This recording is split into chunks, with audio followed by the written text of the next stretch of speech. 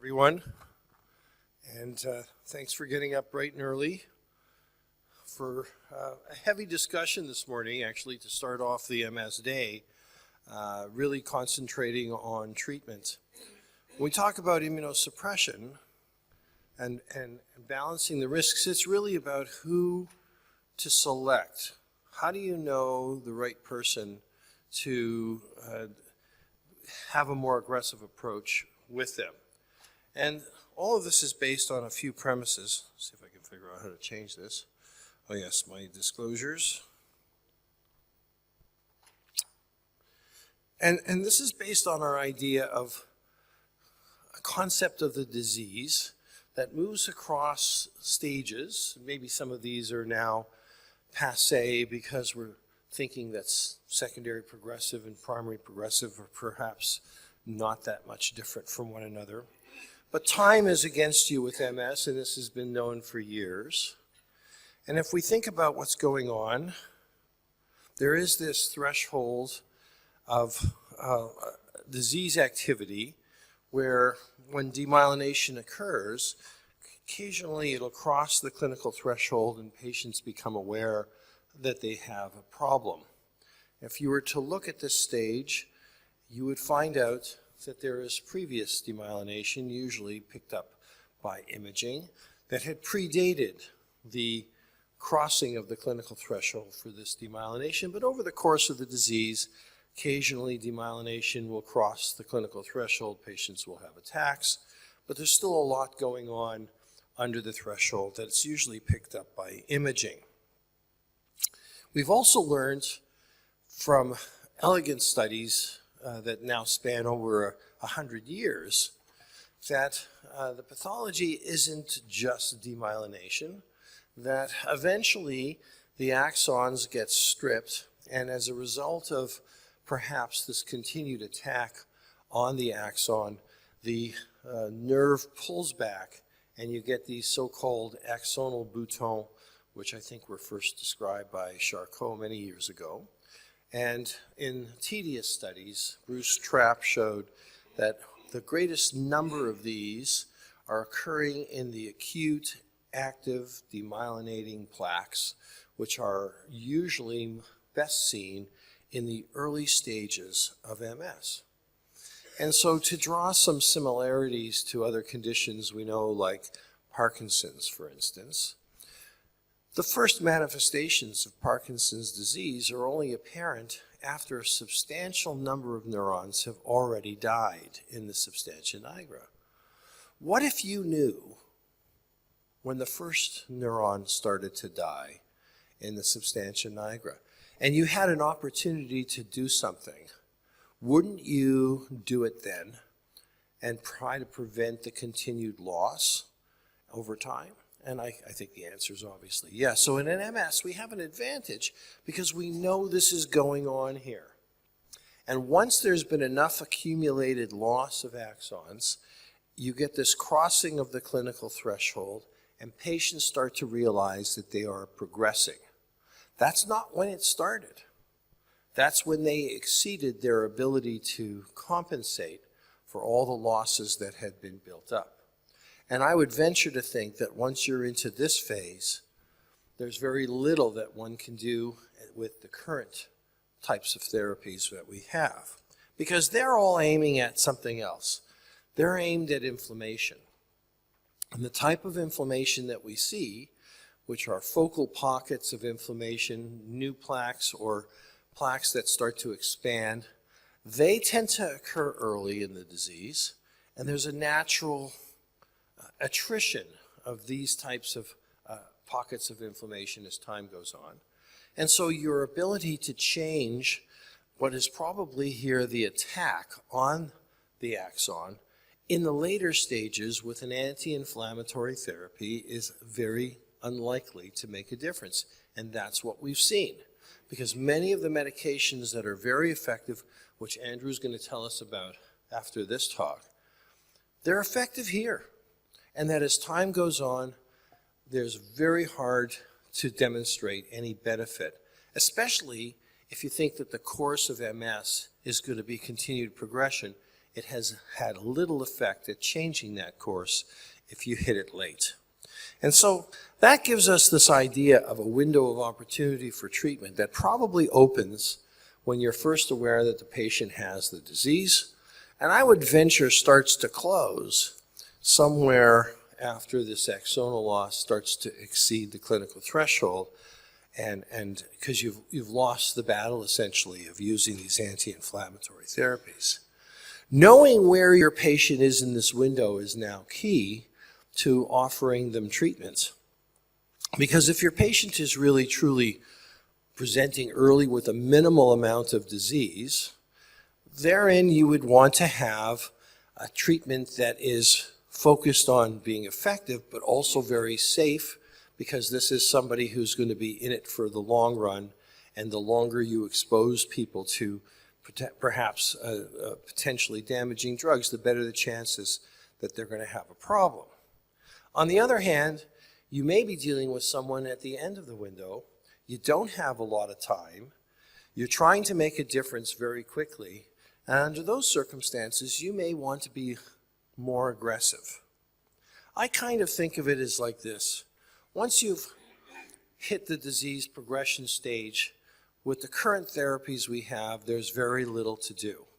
And where your patient is on this cliff and ready to fall into the abyss of secondary progression is what you're trying to ascertain when you're thinking about treatment. Because if indeed they're about to fall off, an induction type therapy that I'm going to talk about in the next few minutes is probably what is warranted. Whereas if they're way back here, you've got time, and our escalation approach is to start with effective but safe medicines and only increase the intensity if the disease warrants it. So what has been done? Well, how can we prevent that progression? We have to know what's contributing to it, don't we? And early on, clearly, attacks leave deficits and accumulate, and it's apparent that these attacks are generating the progression. But not all attacks are the same. And it's really important when you think about the clinical trials, and you'll hear about these from Dr. Chan afterwards, that the trials are really counting attacks that meet the definition of new onset of symptoms or worsening of old that lasts more than 24 hours in the absence of flu or fever. They are not classing them on intensity, severity, but clearly not all attacks are the same, right?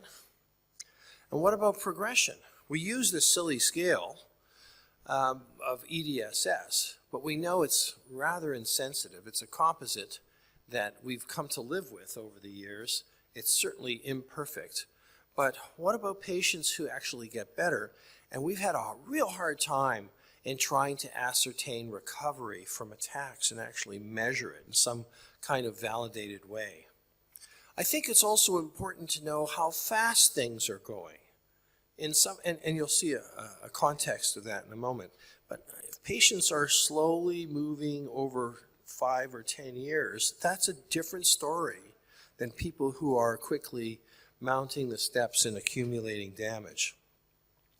You can get some idea of that from doing the imaging with the burden, but after the first real scan, when the patient presents, the correlation between burden of disease on an imaging and what the patient's actually doing really starts to fall apart. And so often we see a bad scan in a great patient, or the other way around. And it's, this disconnect has been a problem that has plagued us for a long time. So let's talk about attacks for a second. Why do we get them? Well, there's an idea that if you're lucky, you hit the targets, and every hit's a winner. So if you hit an eloquent area in the brain, that's why we get it. But I think more and more people are realizing that the attacks are that you're getting cumulative damage, and that's more the straw that broke the camel's back, because there's so many lesions that can occur that the imaging has shown us where the patient has absolutely no expression of change. They have no symptoms whatsoever. The signs are not there. And so there's a lot of silent disease that can probably come. And then over time, These attacks can be more serious, and we need to be able to characterize them. It's not just how many you have, but it's what did they do to you, and more importantly, did they get better? So patients who start to move closer to the edge of the cliff, they're already showing that they're not recovering from attacks very quickly, and that's a sign. People who have accumulative damage from attacks are likely advancing more quickly. And the same is true for progression. We think we can measure it, but the scales are insensitive. EDSS is certainly not cutting it. We have other scales, but when you think about it, what is disabling people? It's not the sensory dysesthesia that bothers them, which are really troublesome, and they'll be calling you all the time about my nummy and my tingly and my burning, but it's the motor capacity, either cerebellar or pyramidal functions. That's what's going to render early disability in patients. And so that's important. And the other is obviously the cognitive, and we are very bad at actually qualifying this and quantitating it in any kind of way that can be measured appropriately in clinical trials. But these are key. So if your patient is starting to show evidence that they are moving slower and having difficulty with coordination and didn't quite grasp that question that you asked, you're already dealing with someone who's moving closer to the edge of the cliff. And as I suggested, how fast that occurs over time requires you to have periodic evaluations to be able to measure that. You can get information from the MRI, but the MRI so often is disconnected, and the T2 burden of disease has probably stood the test of time in being the most predictive. Yes, we can get things from gadolinium-enhancing lesions giving you an idea of freshness, but in this day and age, even when we try to screen patients for the presence of gadolinium-enhancing lesions, we are lucky if 1 or 2 out of 5 patients that we screen actually has them. We know black holes are not good. Swiss cheese is never good in the brain, and if you have holes, that usually means dropout of tissue. And atrophy, I would venture to say, if you can see it, or we can see it as neurologists, this is already too late. And most of the measures that you're hearing about in clinical trials require an in-depth computer because we're talking about a fraction of 1% change over a year, and no one can see that by eye. You need to be able to measure that. Okay. What about the disease tells us that this is an aggressive patient warranting a more intensive treatment?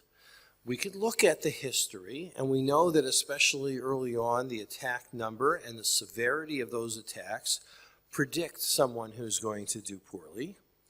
We've seen that 4 or 5 attacks in the first couple of years is always a poor prognostic. How fast are they accumulating this disability? How fast is the EDSS changing? We have something called the Multiple Sclerosis Severity Scale, which pits the EDSS over time and puts you on a chart so you can see how most people do and whether your patient is falling off the chart. And interestingly, we just published a paper finally that I think supports this. Your inability to control the disease adequately with a first-line DMT is already a telltale sign that this patient has a different kind of MS. An MRI can help a bit, but really it's not the key. So there have been over time a collection of factors that have played into patients that may have a better prognosis. This is not what we would say black and white, but certainly the people who are on this side or have more of these characteristics on the right, those are the patients you would probably worry about more, and that might constitute someone who's having more of an aggressive type of MS. So I told you about the MSSS, and this is a collection of thousands and thousands of patients, mostly in Europe, who were followed for a number of years, and on the top is the EDSS scale, and on the side here is time. And so how long does it take most patients to reach, say, an EDSS of 4? Well, you look for the 50th percentile, and you're somewhere over here. So if you have a patient who has, say, an EDSS of 5, and it's been only 3 or 4 years, you can see they're way off the scale. They are definitely in a higher percentile, and they're moving faster than the average patient. And that helps you to know whether you're dealing with a more aggressive patient. We had, and I'll tell you about our transplant data in a minute, but in order to generate those inclusion criteria, we proposed a series of inclusion criteria, and we sent them to our colleagues at the University of British Columbia, who have this large database that follows almost 6,000 patients for 20 years. And then over that time, we created 3 definitions, and the purpose was, can you tell me, based on these characteristics at an early stage, did those patients in fact progress quickly or not? And so these were definitions of so-called aggressive MS. So EDSS-6 within 5 years, that would be very unusual, okay? Interestingly, most of those patients were in fact not progressive patients, not secondary progressive, not primary, they were relapsers. They're the ones who met that criteria.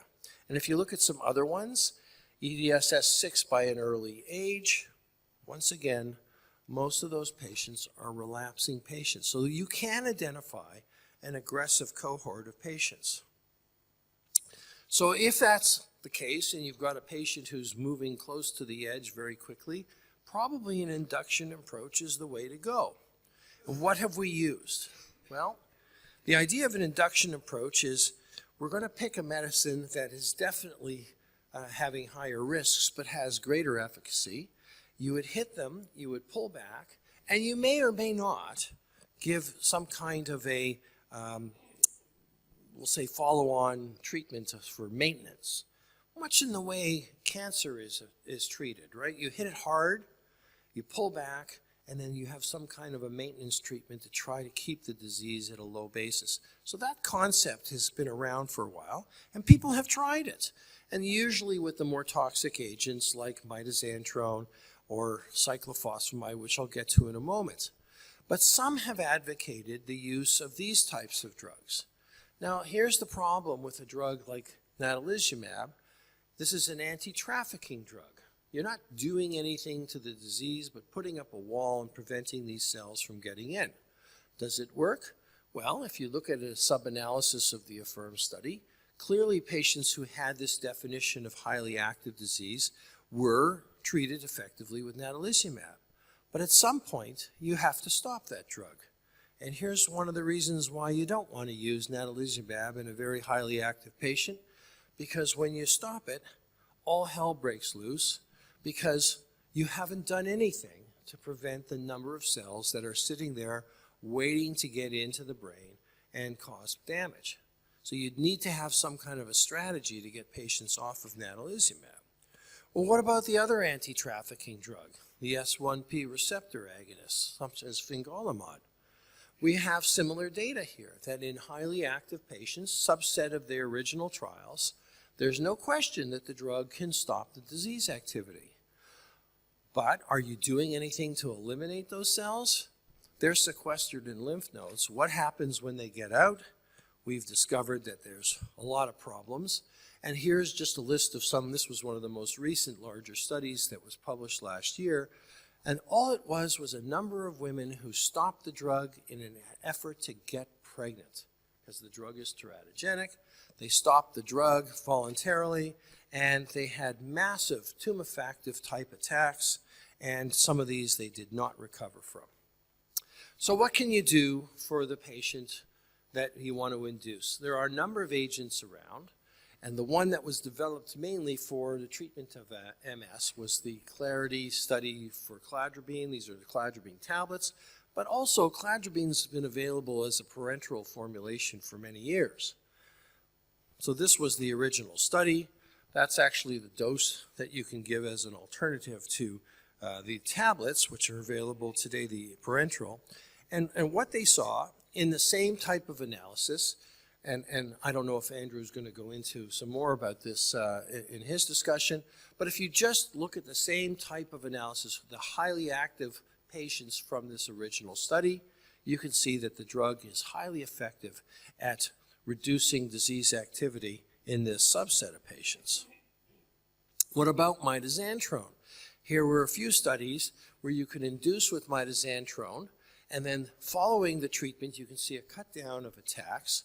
And usually you would have some kind of a maintenance, and in this case, the maintenance was given as GA. And those patients with highly active disease can be controlled. And you can see a change in the deterioration rate in the patients who had the mitoxantrone induction with maintenance versus just a first-line therapy. This is an idea of the mitoxantrone. You can see these events are attacks. And so it is effective in patients who meet this definition of a higher activity. So, and this was another approach using interferon as the maintenance therapy. So you would induce with mitoxantrone and follow it with interferon. And I believe that was the French study of Gilles Dunn. He's followed these patients for 5 and 10 years and continued to report benefit. And the induction problem is that mitoxantrone has a limited dosing that's available to you, so you can only give so much, and then you can't give any more. But those patients were bought for about 5 years of good time, and then they usually start having activity again. There's nothing magical, and this is their Kaplan-Meier curve, so you can see the delay and progression of about 18 months in a group of patients who would be considered aggressive, meeting those definitions.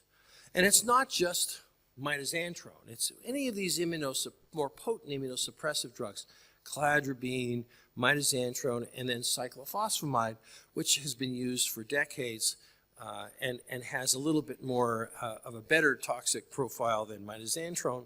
Nevertheless, there are lifetime cumulative limits, and you can still induce with cyclophosphamide. And in this case, you can maintain, and this was a study where they maintained the response using GA. What cyclophosphamide offers more than mitoxantrone is the possibility of using it again sometime later if the disease becomes more active. And the same is true with Cladribine. As we move into trying to decide on this is just some evidence of where you're going to make a difference, and this was a study that looked at a few of these. By the time the patient has active SPMS, there is very little that one can do. And you can see that there was no change in the EDSS where these patients are actually getting better. So the time to do this is early, certainly not late. Well, in this day and age, we have newer drugs that are capable of doing the same thing. Alemtuzumab is one of those drugs. It can selectively knock out more of your T cells and B cells and have less an effect on the overall immune system, such as your granulocytes, which is the problem with the big chemo drugs, such as cyclophosphamide and mitoxantrone.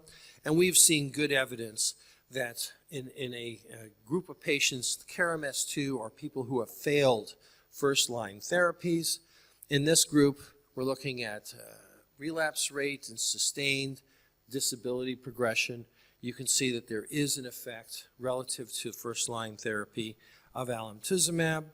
And this was one of the first drugs that actually showed not only a slower progression, but that actually some patients got better because you could prevent perhaps enough of the inflammation that the patients started to improve. And this can be seen in some of the effects on brain atrophy over time. Rather than accumulating more atrophy, you're actually having less accumulative atrophy. Well, if you really want to hit it hard, we've done that. And I think if you have somebody who is very aggressive, you can completely remove immunological memory and purge the entire body of its immune system, and you can rebuild it anew.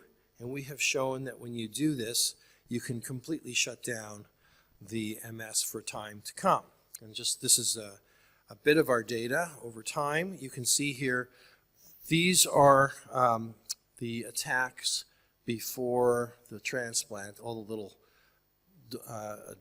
triangles here. And the little line represents the time in their course when they developed EDSS3, which is already a significant level of EDSS. And then we gave them the transplant, and this is what happened afterwards. And we followed these patients now out 15 years, and not a single attack has ever been seen again. We had 24 patients in the study. We had over 167 relapses in the prior 2 years, prior to the study, and afterwards 0. When we looked at MRIs, and we did a lot of MRIs, every one of these little dots here is an MRI in the post-BMT follow-up.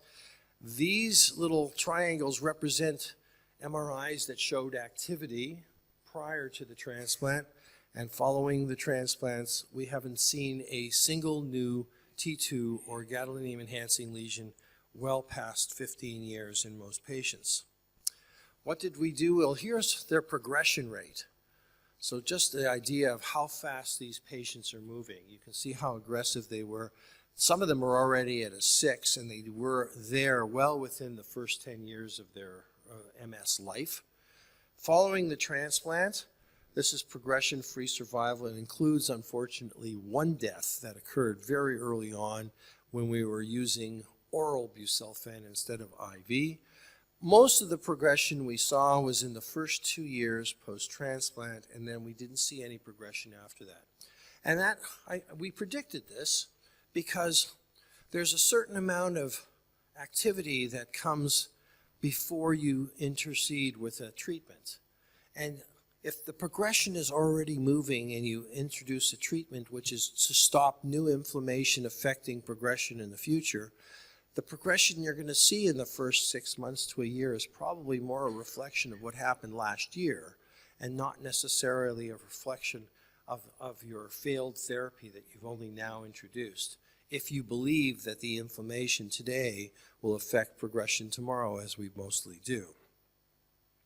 We've seen recoveries, and we've seen some substantial recoveries in these patients, and it tended to be better in the patients who were younger and had less disease duration, as one might expect. And I think one of the most compelling pieces of data we got was in the brain atrophy story, where this would be the typical brain atrophy of an untreated MS patient, and this would be the typical age-related atrophy we all suffer. In the first 6 months, the chemotherapy really plays a role in reducing brain volumes. This is an effect of chemotherapy, not necessarily an effect on MS.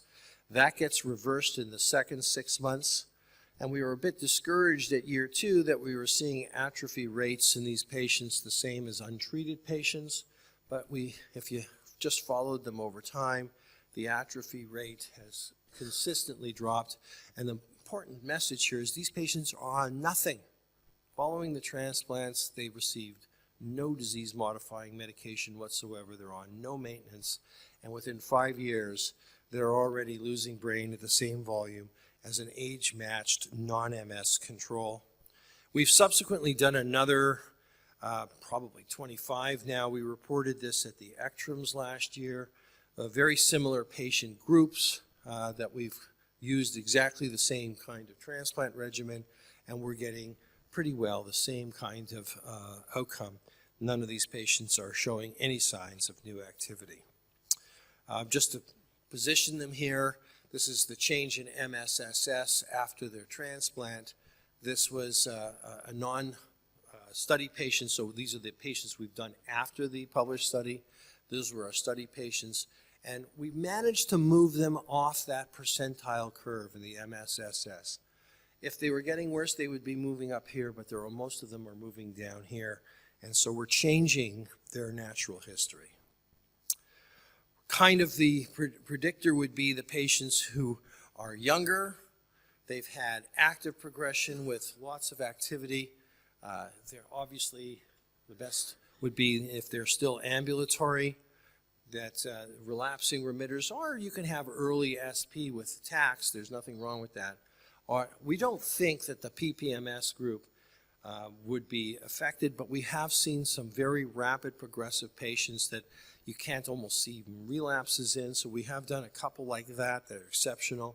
So I think to say PPMS should not be treated is probably wrong, but there are exceptional cases.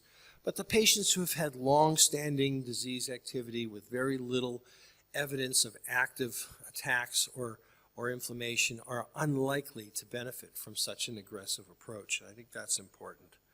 So we have published the idea of this algorithm where you probably have somebody who's already in that prognostic profile of an aggressive type of patient who is likely failed a first-line therapy.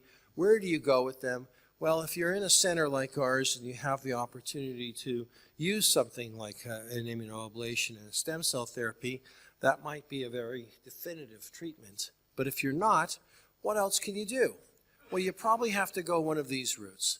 You can go to alemtuzumab if you've got it, and that gives you the opportunity to control the disease with 2 courses of therapy and the possibility for retreatment down the road without the need for maintenance. If you go the immunosuppression route, you're limiting yourself if you use mitoxantrone. People have used maintenance therapy of first-line therapy afterwards. Same thing is true with cyclo, which might be able to be used again. But you also have Cladribine, and you may be able to take a course for 2 years and then hold. And then periodically, Cladribine has been able to be retreated with another course of therapy without the need for maintenance, if indeed this is holding the disease at bay. And the idea is kind of this.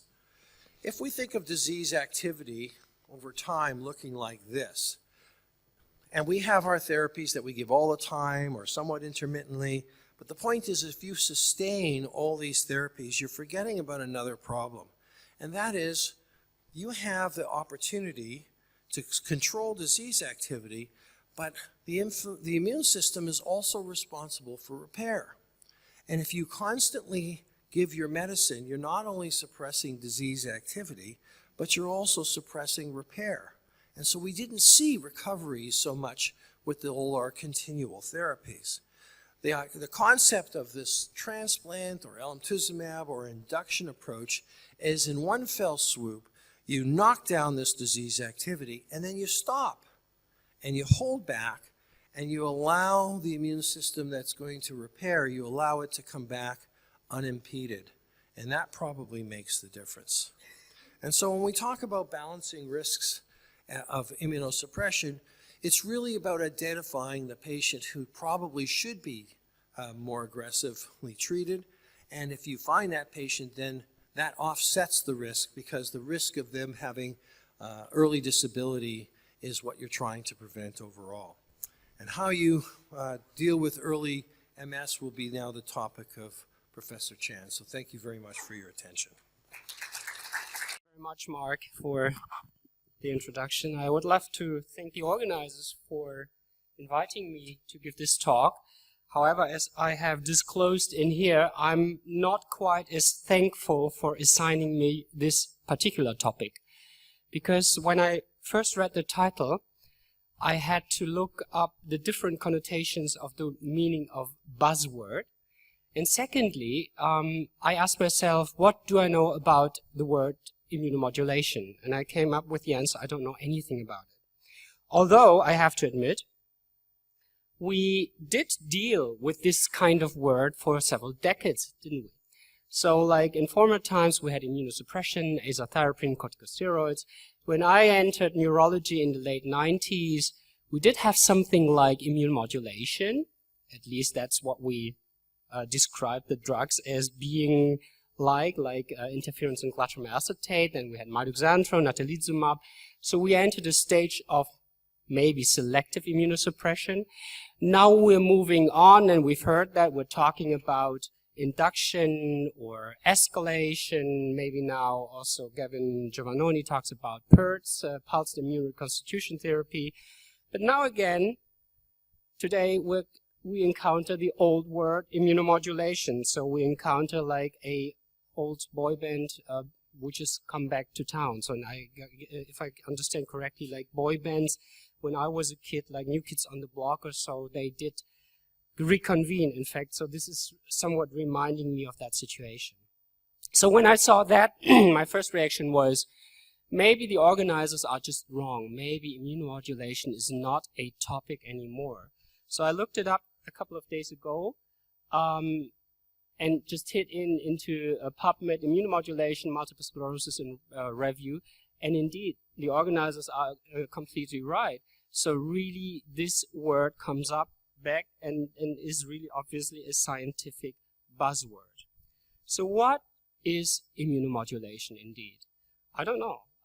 So there's one, or there are several definitions. One very broad definition focuses on any therapeutic intervention that modifies the immune system. And it can go either direction. It could be in immunodeficiencies, for example, that you transplant stem cells. In infections, that you specifically boost very specific immune reactions like you want to do in cancer. But in the case, for example, of allergy or autoimmunity, as in MS, we would love to decrease the immune system. Why could immunomodulation in that broad sense rather be a buzzword in MS? Maybe if you go to a somewhat more restricted definition. So, and then when you go to other definitions and try to search the net for more softer definitions, then you come up with something like that, an adjustment of the immune response to a desired level. So we're back into modulating something as opposed to suppression, like Mark has presented to you. And I guess this is really what we're talking about when we talk about a buzzword and immunomodulation. So we talk about a somewhat softer approach. Something like that can only exist if we really have the bad guy on the other hand, so which would be the immunosuppression market, to talk about it, and what would be the official, like from the National Cancer Institute of the States, what would be the official definition. Here you have all the keywords which make you, as a patient, probably not as optimistic. So you suppress the immune system, and you suppress the ability to fight infections, such as in bone marrow or organ transplants. So when you read that as a patient, that's funny. And when they come up with sort of like pathophysiological states where your immune system is suppressed or blocked, like in AIDS or in lymphoma, then it's very clear with the keyword or buzzword immunosuppression, you can't go far. And it's quite clever to have like this counterpart, immunomodulation. But since I did tell you there's no widely accepted definition of this sort of softer immunomodulation in multiple sclerosis, let me go on with this term immunosuppression. So this is something very subjective. What is a immunosuppressive MS drug? I don't know, maybe a drug which causes hematological abnormalities like leukopenia or lymphocytopenia. Maybe an agent which causes decreased efficacy of vaccinations. Or even the other way around, an agent which causes an increase of infections or even opportunistic infections. And if so, do we have any surrogate markers or do we have any other criteria on that? And really, in order to guide you through the rest of the talk, I would love to discuss this concept of immunomodulation versus immunosuppression following these lines and following these aspects which I have just brought up. And I would love to challenge really these two definitions by trying to show you that we do have non-immunosuppressants which can cause severe opportunistic infections, but also we do have immunosuppressants which can be beneficial in a clinical context, for example, of severe infections. Now let's start with an easy one. Mitoxantrone, we did talk about. Mark has rightfully said, of course, this is a immunosuppressive agent. So we do have something like an official standardized definition of the several substances where whether an agent or not would qualify as an immunosuppressant or not. And that would be a World Health Organization definition. However, let's face it, it's mainly built for statistical reasons. It's not a biological database or anything. So mitoxantrone rightfully qualifies as an antineoplastic agent and with a immunosuppressive capacity. And going through all of these parameters, of course, it causes leukopenia, at least for some time. It decreases efficacy of vaccinations, at least for a given time after the infusion. It will cause increased infections and also malignancies. Do we have surrogate markers other than leukopenia? Not really, for example, in terms of malignancy.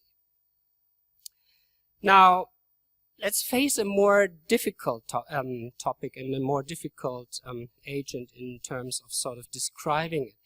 You all know dimethyl fumarate, and you know all about the discussion on potential mechanisms of action. So we believe that maybe some part of the efficacy may be mediated by the inhibition of a transcription factor called NERV2. And we all heard about the pleiotropic mechanisms of action which may affect antioxidant and anti-inflammatory pathways. So having these data in mind, it's okay that the World Health Organization would not consider this agent as being a classical, like mitoxantrone-like or interferon beta-like agent, but something else. So they classified it under other nervous system drugs. But coming back to my criteria, how about, like, does it fulfill any sort of immunosuppressive characteristics? Well, yes, as you know, 2.5% or so of the patients will develop long-lasting and severe lymphopenia. We don't know about the efficacy of vaccinations, but we have learned, unfortunately, of the rare cases, but still there are some cases, of PML occurring in dimethyl fumarate-treated MS patients. Do we have surrogate markers for such opportunistic infections? Well, maybe the lymphopenia, but that may not be the whole story. So this is one of the first patients we described who did not receive the MS agent, but rather the psoriasis agent, which all of you know is somewhat different to pure dimethyl fumarate. But still, the point I'm trying to make is we all have cases where the patients did not, prior to developing first symptoms of PML, have profound and prolonged lymphopenia. So far, so good. So an other nervous system agent qualifies, at least in my criteria, as having some immunosuppressive properties. So would you ever use such an agent, for example, in a risk population for developing PML? For example, would you ever use it in HIV patients? Probably not. What's the data?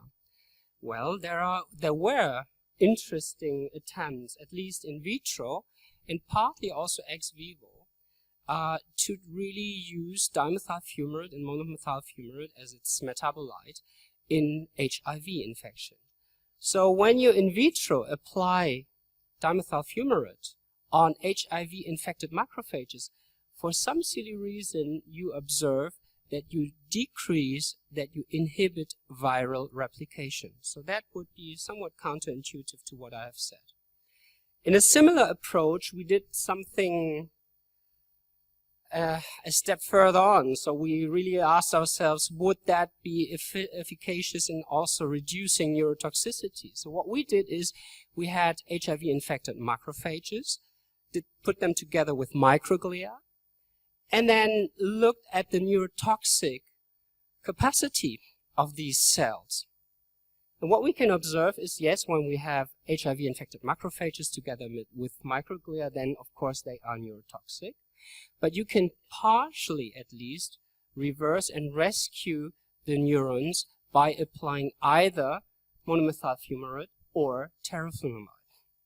So the question really comes, now, are these agents immunosuppressants? Are they immunomodulators? Are they nervous system agents?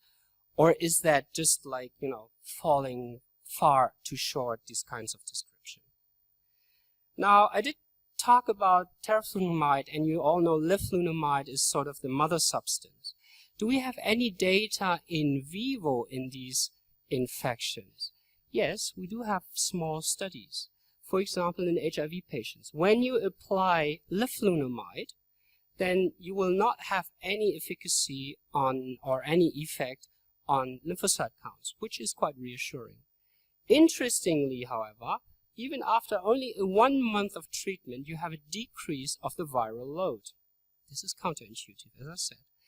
Now let's move to a different infection BK virus, which is a polyomavirus related to JC. JC virus is the one virus, the culprit of PML. BK is somewhat the JC of the kidneys. So in kidney transplant, you really fear the BK virus because that will lead to transplant rejection. How about if in this context you apply Leflunomide? What you can observe in here, you have a clear decrease of viral replication. Again, so you use an agent which is supposed to be an immunosuppressant. However, in the end, counterintuitively, at least in some viral infections, they may have even sort of beneficial efficacies. So, now I think I made the point, I am not quite sure what really immunomodulation and immunosuppression, at least for these substances, does mean. How about if we face somewhat more specific modes of action? Can we rather sort of, define something else there, or do we get along with more strict definitions there? So how about an agent like that, fingolimod? We all know the hypothesis that fingolimod really traps lymphocytes in the secondary lymph organs so they cannot evade and cannot enter the systemic circulation again. So we really don't deplete the lymphocytes, but we really only trap them. World Health Organization classifies fingolimod as a selective immunosuppressant. How about my classification? Yes, it will cause hematological abnormalities, but however, we tend to believe that this is not true lymphopenia, but it's just like redistribution. So again, this is difficult, isn't it? It will cause, in a percentage of patients, decreased efficacy of vaccinations. And again, only in a handful, 2 handfuls of patients, but still, in Switzerland, this is a first-line agent, still sort of, an aspect. We did see some PML cases with fingolimod. Do we have a surrogate marker, for example, lymphopenia? No, it doesn't work. We want lymphopenia. This is rather an adherence marker for that. Let me take that a step forward. So how about the true mechanism of action? Is this trapping of lymphocytes really the mechanism of action why MS gets better? So in order to answer that, let's go back to the mice. Here you have a mouse EDSS over time. This would be this experimental autoimmune encephalomyelitis, the model system. You immunize the animals become sick. You treat them here with the triangle with fingolimod, and yes, it's clear animals become better and they become lymphopenic. Now, what you do is you take out the receptor for fingolimod only on CNS cells, on astrocytes. And what you can observe in here, there's absolutely no efficacy of fingolimod in these animals who are devoid of the fingolimod receptor only in the brain anymore, despite a clear lymphopenia. So really, at least in this animal model, there appears to be a sort of central mechanism of action. And again, I'm questioning you, so is this a selective immunosuppressant? Is this an immunomodulator? Is this a nervous system agent? I don't know. I really don't know. Mark introduced Cladribine to you, and this is an agent that we may be hearing about in the next year or even this year again. So what is Cladribine? Cladribine is a prodrug which has to be phosphorylated. Once it's phosphorylated, and it will be preferentially phosphorylated by lymphocytes because they have the specific kinase, it will accumulate in lymphocytes, and there it is a nucleotide analogon which cannot be degraded by a lymphocyte specific metabolizing enzyme. So it will accumulate in the lymphocytes, and it will finally destroy the lymphocytes. What was the story of Cladribine? Cladribine had a negative opinion by the CHMP here in Europe, because they came up with a sort of black and white picture of some cases of malignancies in the clinical study in the Cladribine active arm, with no malignancies in the placebo arm. And now my assumption is, when you sit in the CHMP in this board, in this expert advisory board, and then you know about, immunosuppressants may have an effect on anti-tumor activity, then you read the data in a different fashion. So what turned out to be the case was that when you looked at it, and we have more data now, it's not that really the rate of malignancies was increased with Cladribine, but rather we had an abnormally low number and percentage of malignancies in the placebo group. And when you compare that to different other studies, Cladribine, the risk of malignancies under Cladribine appears to be relatively low as compared to the different substances, and that really led to the resubmission last year. So, but this is really the story behind it, that the CHMP, maybe with this buzzword immunosuppression in mind, had the opinion that the benefits did not outweigh the risks of Cladribine. But now that we have the clinical data, regardless of the mode of action, there appears to be somewhat more reassuring data. Let me try to take it one step further. So what we all try to do is we try to focus on more specific mechanisms of action which target only pathophysiological pathways and will not cause any side effects. And for that, we had the buzzword of, again a buzzword, the magic bullets with monoclonal antibodies. Magic bullets, that's actually a phrase coined by Paul Ehrlich, who wanted to develop antibiotics that way. So this is a truly sort of German story behind. So what's the story in MS? You all know that. So this is the landmark paper by Ted Yadnock, who in EAE again identified this alpha V beta 1 integrin as a target, as a potential target antigen, which could be blocked in order to also interfere with lymphocyte migration. And then about 13 years afterwards, 13 years after this publication, natalizumab was approved, but soon after we had, of course, the first PML cases. And this is really what we're talking about. So yes, with sort of, immunosuppressant agents like azathioprine, cyclophosphamide, mitoxantrone, you do anticipate some issues, right? And then you anticipate, for example, some substance inherent issues like cardiotoxicity. But what is really weird is that we're trying to develop magic bullets and trigger absolutely non-anticipated secondary even side effects, such as secondary autoimmunity in alemtuzumab, or as I mentioned, the treatment-associated PML. So really the concept of magic bullets is really to be questioned, isn't it? And it tells us the story that we should rather probably not use these kinds of graphs, because in all honesty, it may well be that we understand particular pathways in here, but we have not understood the whole pattern. So which mechanism is really operating in a given patient at any particular time? And we can't even come up with a conclusive picture on the whole network, but we even cannot really come up with risk markers, which we would equally love to have. So really, if I had some like biomarker for risk or benefit, like Mark has mentioned, that would be beautiful, but really in the end, the situation there is really depressing.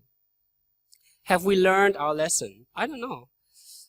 Now we are entering the B-cell era. Anytime soon we will have the approval of that agent, or Ocrevus or ocrelizumab, all about the relapse rate reduction. So we talk about B cells as the bad guys, and we want to address B cells now that we have had 3 decades of T cell directed anti-immunological agents. Now here's a study, a phase 2 study with a anti-B cell mediated agent.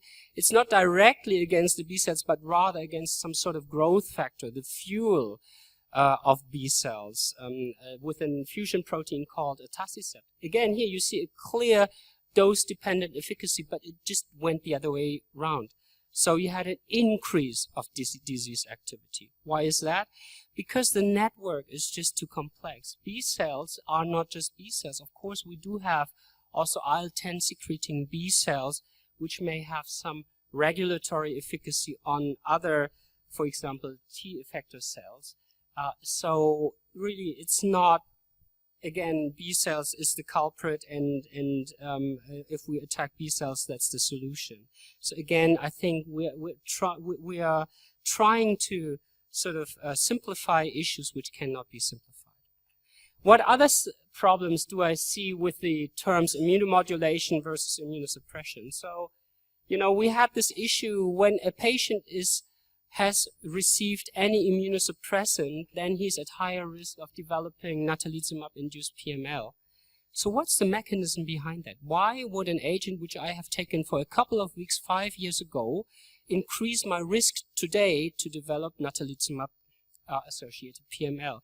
Is that not rather a specific issue for a given substance? I don't know.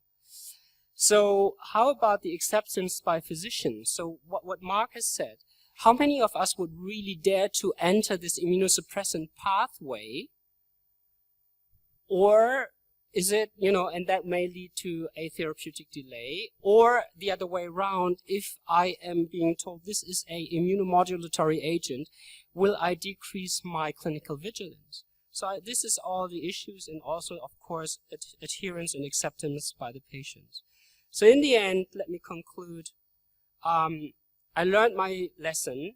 I understand now what a buzzword is. A buzzword for the layman is like a word or phrase that becomes very popular for a period of time, which is true. I like that definition. This is an important sounding, usually technical word or phrase, often of little meaning, used chiefly to impress laymen. So I guess it has a lot to do with gut feeling. Immunosuppression is hard. Immunomodulation is soft. Maybe there are some commercial interests behind it. Of course. I mean, let's face it, it's always better also in the communication, also with us physicians and with the patients. But is that bad? Is that bad that we talk about it at all? No, I don't think so. So we're not talking about these two words. We talk about mechanisms of action in reality. Why would we need so many mechanisms of action? Of course, because we all want to address different patients with their different mechanisms of pathophysiology, side effect profiles, patient needs. I believe the mode of action, be it immunosuppressant, whatever, a mixture of something, is highly important scientifically, but in the end, what really counts is clinical long-term data on safety and efficacy. And with that, I thank you, and I hope you did understand why I did have my problems with this assigned topic. Thank you very much for your attention.